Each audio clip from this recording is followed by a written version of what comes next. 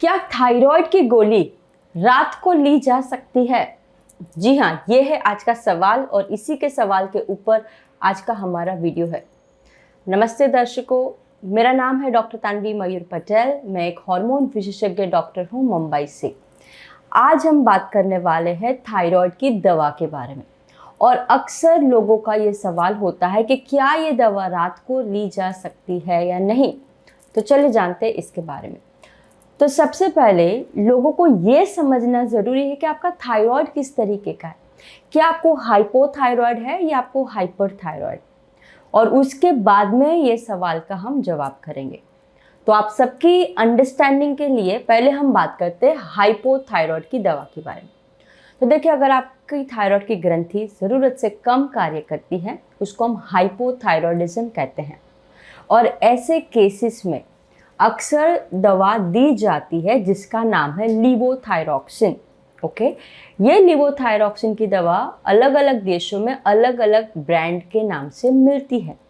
अपने भारत देश में कुछ दवाइयाँ हैं जो ब्रांड नेम काफ़ी फेमस है, जैसे थायरोनॉम है, एल्ट्रॉक्सिन है।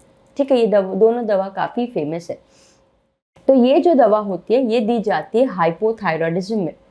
ये जो दवा है ये एक तरीके की थायराइड हार्मोन रिप्लेसमेंट ट्रीटमेंट है, यानी कि आपके शरीर में जितना थायराइड के हार्मोन की कमी है उतनी ही कमी को पूरी करेगी ये दवा। तो ये थायराइड हार्मोन रिप्लेसमेंट के लिए लीवोथायरॉक्सिन की दवा दी जाती है। अब ये लीवोथायरॉक्सिन की जो दवा है ये कोई सादी सर्दी जुकाम वाली गोलियों में नहीं आती है। ये एक खास प्रकार की हार्मोन की दवा है। और क्योंकि ये हार्मोन की दवा है, इसको कैसे लिया जाए सही तरीके से ये बहुत ही मायने रखता है, क्योंकि बहुत सारे फैक्टर्स हैं जो ये दवा के एब्जॉर्प्शन के ऊपर वेरी करते हैं और डिपेंड करते हैं।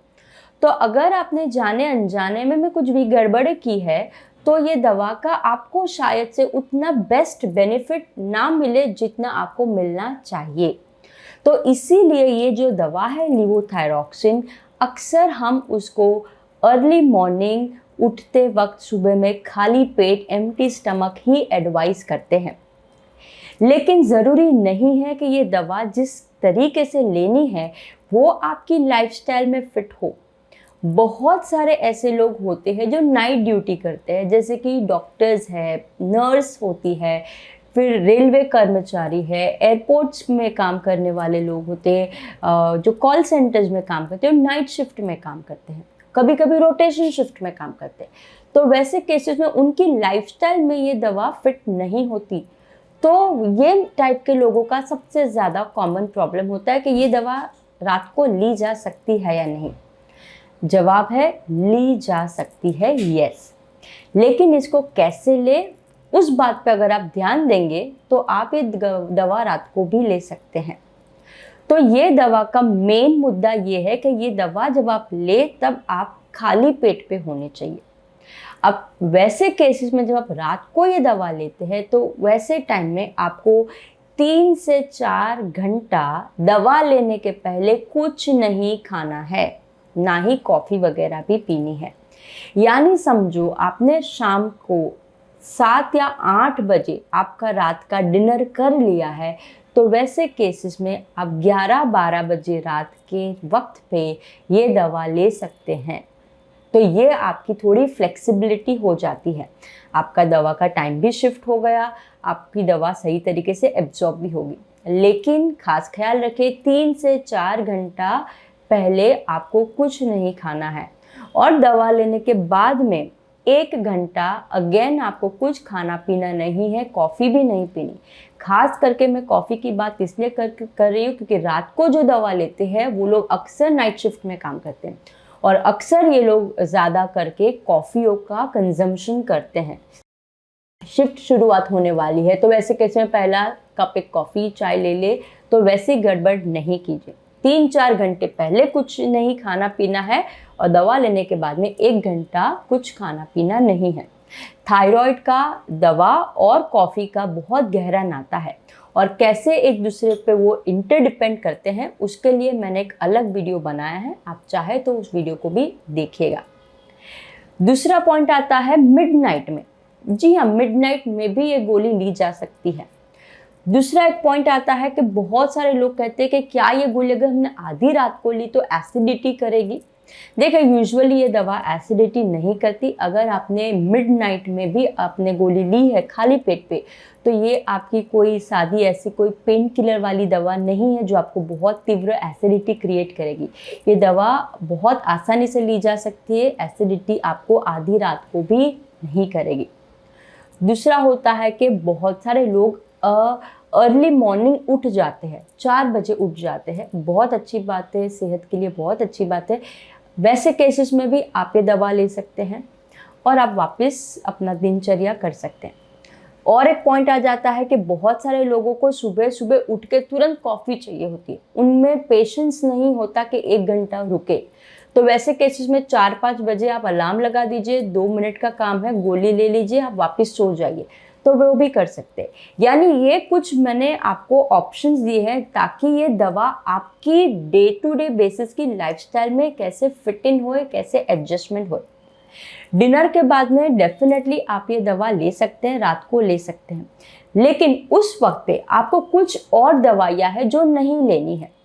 खास करके दवाइयाँ में आ जाती है एसिडिटी की दवा, कैल्शियम की दवा, फिर आयरन की, खून की कमी की दवाइयाँ, फिर आती है कोलेस्ट्रॉल की दवा। जी हाँ, कोलेस्ट्रॉल की दवा बहुत सी बार रात को ही एडवाइस की जाती है। अगर उस वक्त पे आप थायराइड की दवा लेंगे तो भी गड़बड़ी आ सकती है। और वैसे भी थायराइड और कोलेस्ट्रॉल का बहुत ही गहरा नाता है। कैसे थायराइड और कोलेस्ट्रॉल एक दूसरे से जुड़े हुए हैं, मैंने उसके लिए अलग वीडियो बनाया है। बहुत सी बार हमने ऐसा देखा है, मरीज कोलेस्ट्रॉल के लिए सालों साल से दवा खाते आ रहे हैं, उनको पता भी नहीं होता कि उनको वो दवा लेने की ज़रूरत ही नहीं थी जब तक वो उनकी आगे की जांचें नहीं कराते। तो अगर आप कोलेस्ट्रॉल की दवा ले रहे तो ऐसी गड़बड़ डेफिनेटली मत कीजिएगा। उस वीडियो को देखिएगा, आपको समझ में आएगा कि ये दोनों भी एक दूसरे से कैसे जुड़े हुए हैं। तो कोलेस्ट्रॉल की दवा अगर आप रात को लेंगे तो आपकी थायराइड की दवा से एब्जॉर्प्शन में दिक्कत करेगी। उसी प्रकार अगर आप डिप्रेशन की दवा ले रहे हैं या तो फिर आप कॉन्ट्रासेप्टिव पिल्स, गर्भ निरोधक गोलियों का इस्तेमाल कर रहे हैं, उस वक्त पे आप ये दवा लेंगे तो एब्जॉर्प्शन में इश्यूज आ सकते हैं। साथ ही साथ कुछ ऐसे सप्लीमेंट्स जैसे कि आयोडीन का सप्लीमेंट, जी हाँ, आयोडीन जो है बहुत ही इंपॉर्टेंट रॉ मटेरियल है थायराइड के हार्मोन को बनने के लिए। तो अगर आप आयोडीन का इस्तेमाल करें सप्लीमेंट के तौर पे तो थायराइड की दवा के एब्जॉर्प्शन में भी दिक्कतें आ सकता है। उसी प्रकार है आती है बायोटीन। जी हाँ, बायोटीन एक प्रकार का विटामिन बी कॉम्प्लेक्स का विटामिन है जो बालों के लिए बहुत ही ज़्यादा फेमस है और अक्सर लोग बालों की हेल्थ के लिए उसको लेते हैं। तो बायोटीन की दवा के साथ में भी थायराइड की दवा का इंटरफेरेंस हो सकता है। तो ये सब बातों को आपको खास ख्याल रखना है। साथ ही साथ 2 वीडियो मैं आपको पर्सनली रेकमेंड करूँगी जो आप देखिएगा। सबसे पहले कि थायराइड की गोली सही तरीके से कैसे लेनी है, और दूसरा 10 ऐसी गड़बड़े जो थायराइड के मरीज अक्सर करते हैं दवा लेने के वक्त। वो दोनों वीडियो आप देखिएगा ताकि आप ये इम्पॉर्टेंट दवा लिवोथायरॉक्सिन की गड़बड़ों में से बच जाएं और अपने आप को थायराइड की प्रॉपर केयर में आ जाए। ठीक है, तो ये हो गई सबसे पहली कंडीशन, हाइपोथायराइड की दवा के बारे में हमने बात की। थायराइड की दूसरी मेजर कंडीशन है जिसको हम कहते हैं हाइपरथायरॉयडिज्म। अब हाइपरथायरॉयडिज्म को ठीक करने के लिए 2-3 दवाओं का इस्तेमाल किया जाता है। कार्बिमाजोल वाली दवा आती है, मेथिमाजोल वाली दवा आती है और प्रोपाइल थायोयूरासिल, ये 3 टाइप की दवाइयाँ दी जाती है हाइपरथायरॉयडिज्म को ठीक करने के लिए।